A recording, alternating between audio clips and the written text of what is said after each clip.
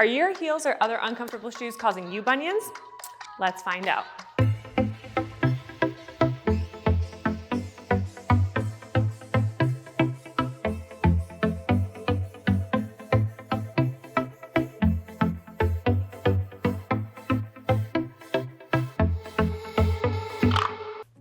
Hey preppers, welcome back to the channel. Dr. Adelle Smenner here, and today let's talk about bunions. Yes, the dreaded B word that 64 million Americans hear yearly, according to an article by JOSPT. Well, guess what? There are lots of things that can be done to help with bunions, and today I'm going to show you just a few to help you take care of that bunion and prevent yourself from getting bunions in the first place. Let's get into it. First, let's talk about what exactly a bunion is. A bunion, or hallux valgus, is a result of an inward drift of your big toe bone. This causes inflammation of the metatarsal head and irritation of the bursa. This can be a result of several factors and is more prominent in women as well as individuals with hypermobility of the first ray, or big toe, or excessively pronate. There's varying research out there regarding whether wearing more narrow-toed shoes plays a role in development of hallux valgus or bunions. But simply being mindful of what type of shoes you're wearing throughout the day is an important part of having strong and healthy feet. Now, we're not saying you have to walk around barefoot all day, but providing your foot with a shoe that has a wide toe box or spending as much time outside of constricting shoes as you spend in those constricting shoes can play a role. Thinking of it as reversing what you have done, essentially. If you have to wear high heels for a friend's wedding, wear the heels. But then the next day, spend some conscious time outside of restrictive footwear to counteract the cute pointed heels. Think of your toes like any other joint in your body. Would you keep your knee bent at its end range all day and not expect it to get stiff? Well, the same applies to your toes. I like wearing my Vivo barefoot shoes because they have a wider toe box and are more of a minimalist shoe, meaning that the joints in my foot and the muscles in my foot and ankle have the opportunity to work. Again, now we aren't telling you to go throw away all your cute heels and other shoes with a more narrow toe box. But what we are saying is that it's important to be mindful of what type of shoe you are spending most of your day in, because these environmental factors can play a role in how our foot is working and moving throughout the day. All right, so let's talk about mobility first. So let's say you don't have access to a wider shoe box, or maybe you just been in narrow shoes all day and your toes just need a little bit of a stretch at the end of the day. Toe spreaders are a great way to give that toe a big stretch. However, if you don't have access to that, pretty easy. All you need is a band, even like a hair tie or like a TheraBand, any sort of resistance band. What you're gonna wanna do is loop it around both of your big toes. The great thing about this is you get to stretch in both toes at the same time. And you're just gonna walk your feet out until you get a nice stretch. See how that's starting to gap right there? And you can do this super easily throughout the day, even if you're sitting at your desk, and just kind of hang out here for a few minutes if you can. I even like to do this in standing to give that stretch a little bit more functionality for how we want our toe to be positioned when we're standing, walking around. So again, toe spreaders are great, wide shoe boxes are great to give yourself a little bit of that stretch at the end of the day if you need it, or just grab a band and get to work. All right, next up, we're gonna go over big toe extension. So that last stretch that we went over big toe abduction, right? So that toe caving in is because that toe is going to adduction. A lot of times that happens when we're actually lacking big toe extension, which is really important for forward progression when we're walking, meaning that ideally you're gonna want about 70 to 90 degrees of big toe extension just to get good functionality out of your foot and ankle and everything up the chain. So great, super easy stretch you can do anywhere. You're gonna cross your leg up and over your other thigh. You're gonna take your opposite hand and you're just going to stabilize right at the ball of your foot. Take with your other hand, stretch, and give that big toe a good pull back. Again, ideally, this angle, when you look at it straight down, should be somewhere between 70 and 90 degrees. You can hold that for a static stretch, or if you want, you can kind of give it a nice big grip, and you can go into a little bit more of a dynamic mobilization, okay? So make sure that you're really going to that end range. Hold to get a little bit of a longer stretch, and then release. Again, this can be performed throughout the day, end of the day while you're sitting. Again, big toe extension is absolutely necessary, so important not to forget about it. All right, last but not least, let's talk about ankle mobility. So you might be thinking to yourself, why are we talking about the ankle? I thought we were talking about my big toe.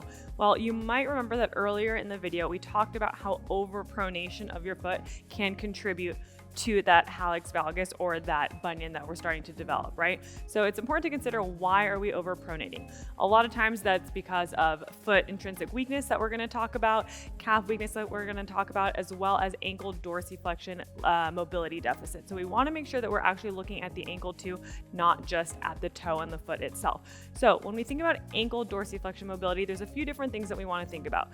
We want to think about the joint that could be stiff or the muscle. So pretty easy and straightforward. You can always start with a nice good calf stretch. Traditional calf stretch here, working on the gastroc, is going to be toes pointed forward. Make sure that heel is down and that foot is not turned out, right? If that foot turns out, now all of a sudden we're contributing to that bad habit of overpronating. So let's make sure everything's nice and straight. And you're just gonna naturally shift your weight as far forward until you get a nice stretch in the back of your calf all through here, right? That's version number one, working on our gastroc. Next, we're gonna go into soleus, which is going to be just a smaller and different calf muscle that we're gonna stretch better with our knee bent. So you're gonna develop that same, or set yourself up in that same position here. This time you're gonna sit back a little bit and let that knee bend and stick your butt out kind of like you're sitting in a chair. What you should start to notice is that stretch in your calf is a little bit deeper and maybe a little lower, closer to your ankle. But again, make sure that toe is pointing straight, heel is down, and we're not kind of collapsing or letting that knee cave in and holding there. All right, so we've touched on gastroc and soleus. Now let's talk about the joint. For this one, nice and easy. All you're gonna do, take that same foot, set it up on an elevated surface.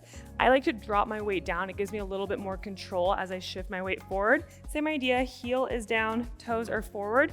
I'm just gonna shift all the way forward to see how far my knee can get over my toe. Hold for a few seconds. I like to hold somewhere between 5 and 10 and shift back. All right, we're gonna do that again. When you're going forward here, depending on where that joint limitation is, you might feel a little bit differently. I feel the stretch in the front of my ankle. Totally fine, totally normal. Make sure everything is to tolerance, okay? So from here, you're gonna hold for those last few seconds and come on out. All right, that's all we have to do for mobility. Now let's dive into strength. All right, so we've covered mobility. Let's head into strength next. We're gonna cover the big important calf muscle, but first it's important not to forget about the small foot intrinsics, meaning the muscles that actually start and end inside of your foot. A lot of these muscles actually start and end right at the bottom here and are important for supporting your arch. So a lot of times these muscles don't really get overworked if we overly pronate, for example. So making sure we're activating those muscles as we're walking throughout the day, squatting, and any daily activity, we wanna make sure those guys are working. So for this one, it's gonna be it's a lot harder than it looks. So you wanna set yourself up seated first to start. Eventually you're gonna wanna try and do it in standing, but let's start seated. You're gonna start with your foot flat on the ground. From here, all you're gonna try and do is think about pinching or kind of tenting up your arch. So you're lifting up very subtly and holding. What you're gonna notice here is that we're trying to avoid the toes from curling. So what we don't wanna do is have those toes curl and that ball lift off of the ground, right? That ball of the foot's gonna stay flat on the ground the whole time, digging the ball and heel down and thinking about creating space through that arch and hold. What we're doing here is working those foot intrinsic muscles that we just talked about to help give your foot a little bit more support and release. All right, ideally again here, if we can kind of keep that toe in a neutral position, avoid it from going into that caved in while we're doing it. Hold here, lift, and release. Once you feel like you have good control over that, let's go ahead and try it in standing next. All right, so last but not least, let's go over calf strength. So we know that calf strength is an important contributor to overall foot and ankle health, as well as preventing overloading of that big toe. So we are gonna be going over the right way to do a calf raise, but not just any old calf raise. We're gonna be working on mobility and strength at the same time. So always love a good twofer. So for this calf raise variation, all you're gonna need is a rolled up towel. And that, like, the size of the towel will kind of vary depending on how much big toe mobility you have. But essentially what you want to do is build off of that big toe extension that we worked on earlier in the series. You're gonna line yourself up so that the ball of your foot is still on the ground, but you're going into first or big toe extension. From here, you're just gonna perform your heel raise going straight up. So try not to lean forward too much. Make sure your head's going straight into the ceiling, driving through the ball of your foot and back down. Up and down.